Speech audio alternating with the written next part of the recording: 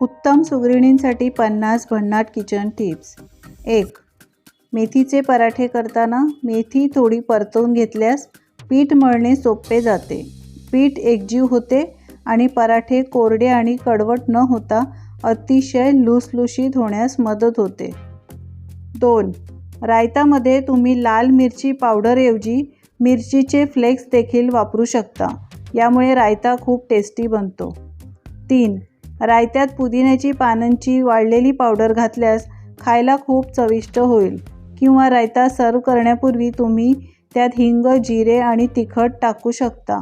असे केल्याने चव खूप छान लागते. 4. कढीपत्ता पावडर देखील रायत्याची चव वाढवते. म्हणून तुम्ही रायत्यामध्ये देखील कढीपत्ता पावडर घालू शकता किंवा तुम्हाला हवे असल्यास बारीक चिरलेली हिरवी कोथिंबीर घालून सजवलेला रायता सर्व करू शकता. 5. सूपमध्ये चीजचे तुकडे घातल्याने सूप अधिक चवदार बनते. 6. लस्सी बनवताना पाण्याऐवजी दूध वापरावे. लस्सी अधिक चवदार बनते. 7. गुलाबजामुन बनवण्यासाठी गव्हाचे पीठही खव्यात मिसळू शकता. गुलाबजाम चवीला खूप छान लागतात. 8. सांबार आंबट करण्यासाठी त्यात चिंच घालायची नसेल तर लिंबाचा रस तुम्ही घालू शकता. 9. बटाटा वडा किंवा समोश्याच्या चवीमध्ये आंबटपणा आणण्यासाठी तुम्ही कोरड्या आंब्याची पावडर म्हणजेच आमचूर पावडर आणि लिंबाच्या जागी टार्टर पावडर देखील वापरू शकता. 10. जर तुमची खीर पातळ झाली असेल तर त्यात 1 चमचा कॉर्नफ्लोअर घाला. खीर घट्ट आणि चवदार बनते. 11. केक बनवताना त्या मिश्रणात ब्रेडचे तुकडे टाकल्याने केक अधिक स्पॉन्जी होतो. 12. तांदळाची खीर अधिक स्वादिष्ट बनवण्यासाठी त्यात थोडी दालचिनी घाला. 13. भटुरा बनवताना पिठात रवा घातल्याने भटुरा लाटणे सोपे जाते आणि भटुरा मऊही होतो. 14. मक्कीची रोटी बनवताना तांदळाचे पीठ वापरावे. असे केल्याने तुमची रोटी लाटताना फुटणार नाही. 15. स्वादिष्ट ग्रेव्ही बनवण्यासाठी कांदा, लसूण, आले पेस्ट आणि 2 ते 4 भाजलेले बदाम बारीक करून घ्या. नंतर ही पेस्ट आधी तळून घ्या आणि नंतर भाज्यांमध्ये वापरा. 16. जर तुमची भाजी तळाशी चिकटली असेल तर त्यात 2 चमचे दही घाला. यामुळे तुमच्या जेवणात जळलेला वास येत नाही आणि भाज्या जास्त चविष्ट लागतात. 17. भाजी अधिक चविष्ट होण्यासाठी शेंगदाणे बारीक करून त्यात 1 चमचा भाजलेले बेसन घालून ग्रेव्ही घट्ट करावी. यामुळे ग्रेव्ही घट्ट आणि चवदार होईल. 18. नूडल्स बनवताना 1 चमचा तूप घातल्याने नूडल्स एकत्र चिकटत नाही. 19. भाज्या उकळताना त्यात थोडे मीठ घातल्याने त्यांचा रंग बदलत नाही आणि शिजवल्यानंतर त्या चवीबरोबरच छान दिसतात.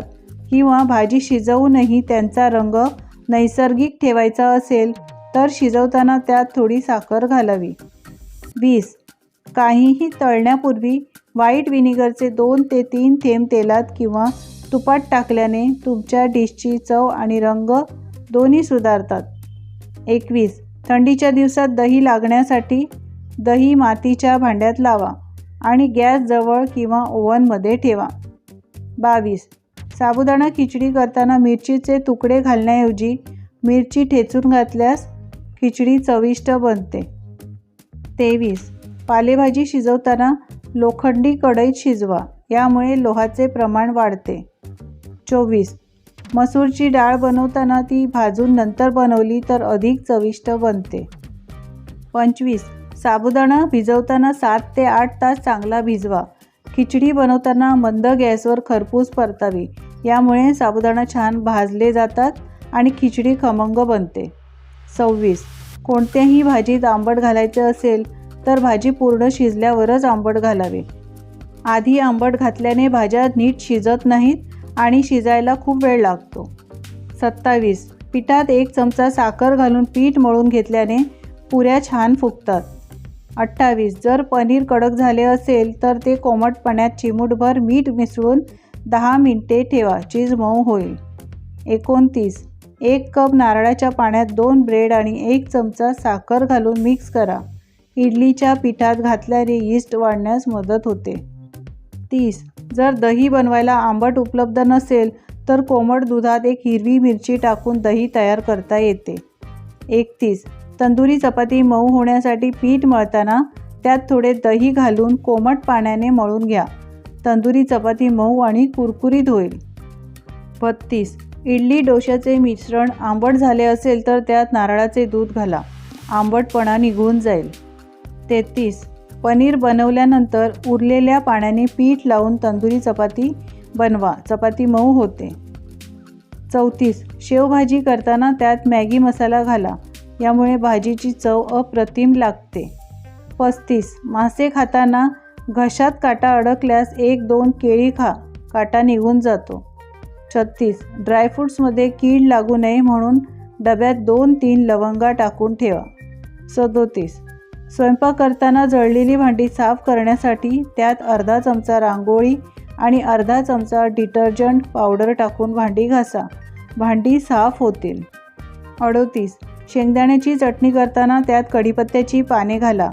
चव खूप छान येते. 39. शिरा किंवा लाडू करताना तूप घाला. यामुळे पदार्थ मऊ आणि चविष्ट बनतो. 40. जिरं खराब होऊ नये म्हणून डब्यात 4-5 वेलची टाकून ठेवा. यामुळे जिरं खराब होत नाही आणि कीडही लागत नाही. 41. लिंबू वापरल्यानंतर त्यांच्या साली फेकू नका. डब्यात भरून फ्रीजमध्ये ठेवा. या साठवलेल्या सालींना मीठ लावून तांबा पितळीची भांडी घासल्यास भांड्यांना चकाकी येते. 42. शिळा भात उरला असेल तर त्याला फोडणी देऊन फोडणीचा भात करा किंवा वेगवेगळ्या भाज्या घालून तवा पुलाव बनवू शकता. 43. बटाटे जास्त प्रमाणात उकडले असतील तर फ्रीजमध्ये ठेवून नंतर त्याचा वापर करा. 44. भाजीला तर्री येण्यासाठी आधी मसाले तेलावर परतावे आणि थोडी साखर घालावी. याने भाजीला तर्री छान येते. 45. वरण चविष्ट बनवण्यासाठी फोडणी दिल्यावर लगेच झाकण ठेवावे. म्हणजे फोडणीचा वास डाळीत उतरतो आणि डाळ खूपच चविष्ट बनते. 46. बिर्याणी अधिक चविष्ट बनवण्यासाठी कांदा टोमॅटोचं प्रमाण जास्त असावे. 47. नूडल्स बनवताना ते मोकळे होण्यासाठी शिजताना त्यात 1 चमचा तेल घाला आणि नंतर गरम पाण्यातून निथळून थंड पाण्याखाली धरा. 48. रात्री कडधान्य भिजवण्यासाठी विसरलात तर कडधान्य गरम पाण्यात 1 तास भिजत ठेवा. 49. खसखस कोणत्याही पदार्थात घालायची असेल तर ती 1 तास पाण्यात भिजत ठेवा. यामुळे पेस्ट मऊ बनते. 50. बुंदी, कांदा, काकडी इत्यादी कशानेही तुम्ही रायता बनवू शकता. पण जर तुम्ही भाजलेली जिरे पावडर आणि लाल तिखट घालून सर्व केले तर त्याची चव लक्षणीय वाढेल. तर या भन्नाट टिप्स तुम्हाला कशा वाटल्या कमेंट्स करून सांगायला विसरू नका. आवडल्या असतील तर लाईक करा, शेअर करा आणि अशाच नवीन टिप्स पाहण्यासाठी चॅनलला सबस्क्राईब करा. धन्यवाद.